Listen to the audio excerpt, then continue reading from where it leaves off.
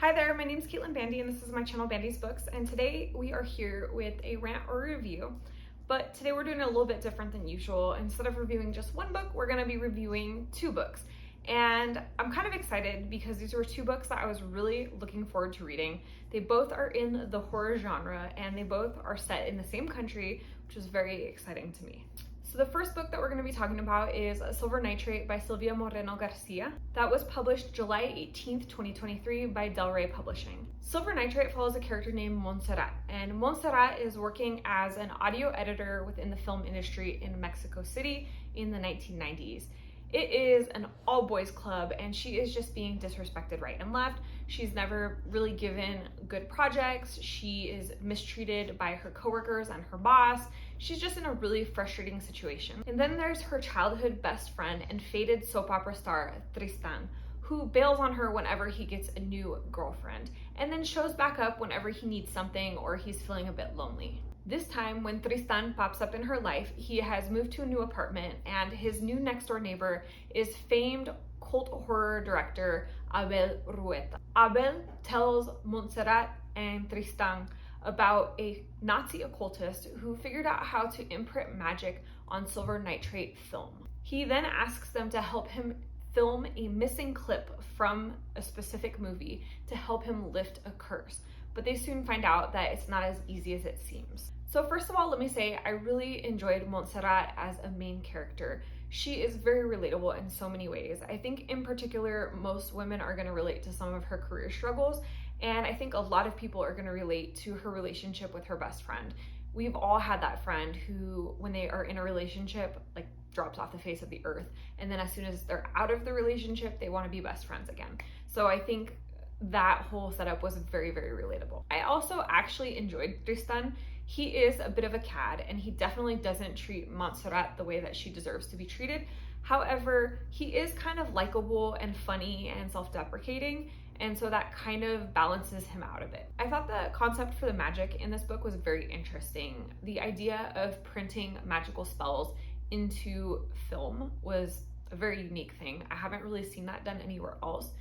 In some ways, this book kind of a little bit reminded me of Siren Queen by Niveau, but it was a completely different magical structure, and I think really all it was that reminded me of that book was the elements of magic and film. That said, I did feel like Moreno Garcia purposefully left the magical structure kind of vague.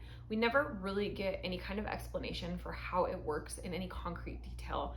We're given hints and clues, but it's just not really explored as fully as I would like. I will say that there was a lot of exposition in this book via characters reading something to other characters.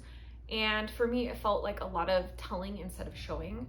I understand the purpose of why these things were happening in the book the way that they did and why these characters were like reading things aloud and discussing things, but it just felt a little heavy-handed at points. And I think that it's important to trust that the reader is smart enough to figure things out without having to like handhold and guide them through the story. So this next portion is going to be spoilers. So if you do not want this book spoiled, click away. You can look in the timestamps below and I will have the conclusion of my review of this particular book. So spoiler alert, hopefully everyone's gone. I absolutely hated the conclusion of Tristan and Montserrat's relationship. I kind of guessed where it was going pretty quickly in the book, like within maybe the first third of the book. And I kept hoping that Moreno Garcia was not going to go the cliche route, and unfortunately she did. The reason that I was so frustrated with this resolution is because Tristan treats Montserrat like shit. He abandons her when she needs him most. He bails on her for other women. He never really even looks her way. When she had a crush on him when they were younger, it was like a whole embarrassing thing for her. There's just never any reconciliation for the things that he does that are not great. Now, does he stand by her in the end? Does he come with her on this like horrifying journey? Yes. And he doesn't bail on her when she needs him finally. But they just kind of fall into bed together, and I feel like in order for them to actually have ended up in a relationship, it would take more than just this like one bonding experience. I feel like they would have to actually sit down and like he'd have to come to terms. I just really felt like Montserrat was too smart to fall for Tristan's shtick. Like, I feel like she would have demanded that he apologize and that they have like a really deep conversation about all the ways that he wronged her before she would even entertain the idea of being in a relationship with him. And so the fact that they just kind of like fall into a relationship towards the end of the story for me was really disappointing. It took what would have been a 4-star book for me and knocked it down to a 3-star.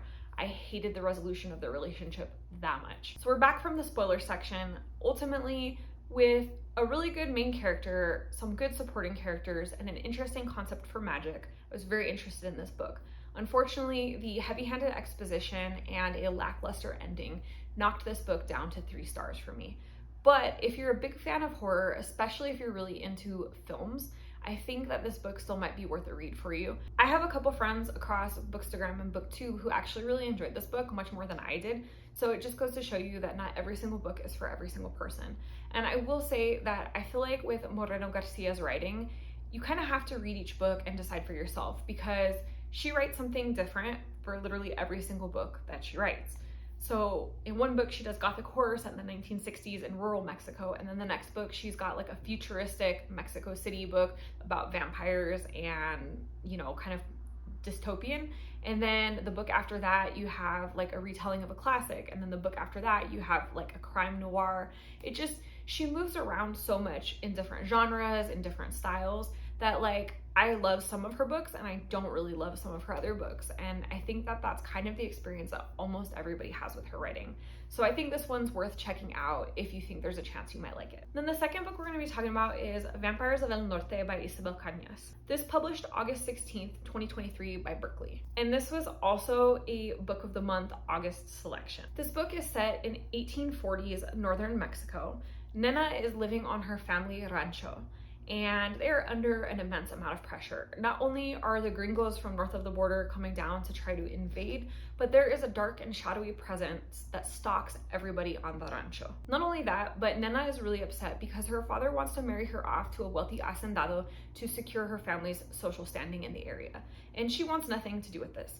Nena's only goal is to replace her aging grandmother as the curandera on the rancho. Nena is also dealing with some heartbreak after her best friend Nestor disappears, thinking that she died in a tragic accident. Years later, when the US invades, fate brings Nena and Nestor back together to fight the threats looming on all sides. First of all, let me say I really loved the setting in this book. The physical place, the time that it was set in, the conflict that it covers. I think that this really anchors you very immediately in the story.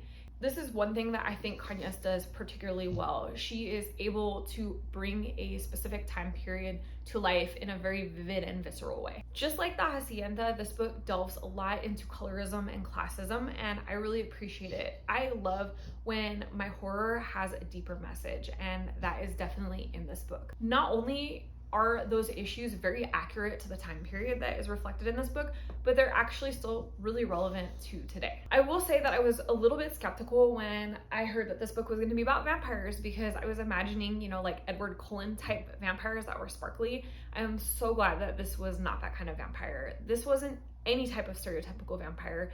This was like shadowy creatures that were ominous and present and kind of vicious, but not like the sexy, spooky vampire that you see so often portrayed.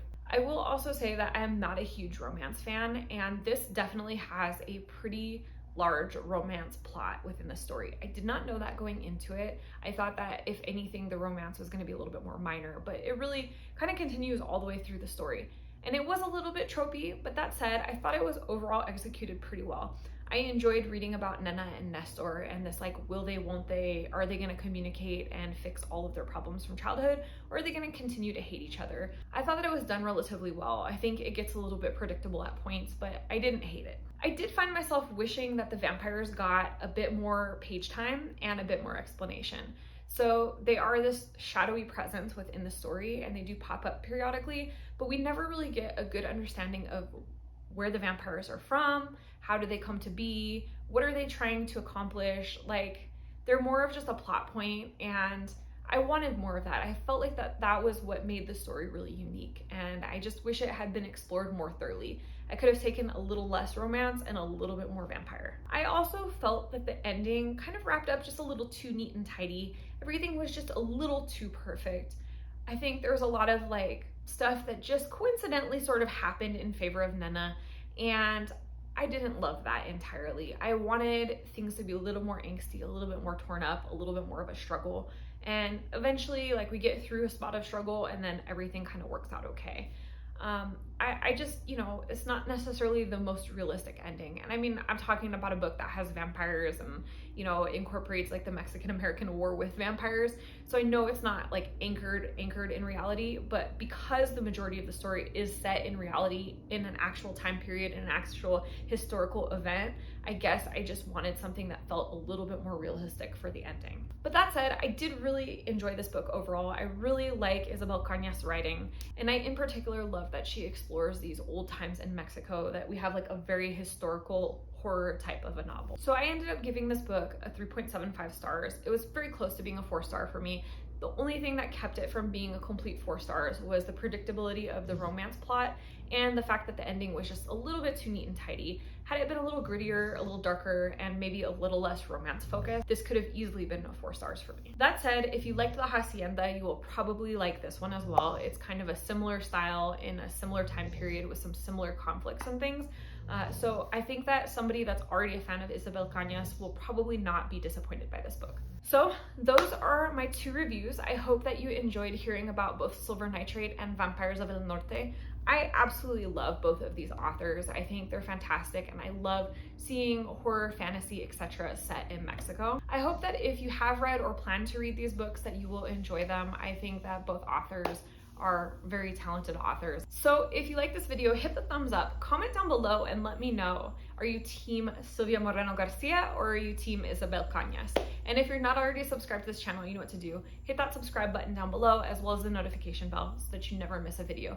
And that way we can see each other again soon. Thanks so much for joining. Bye.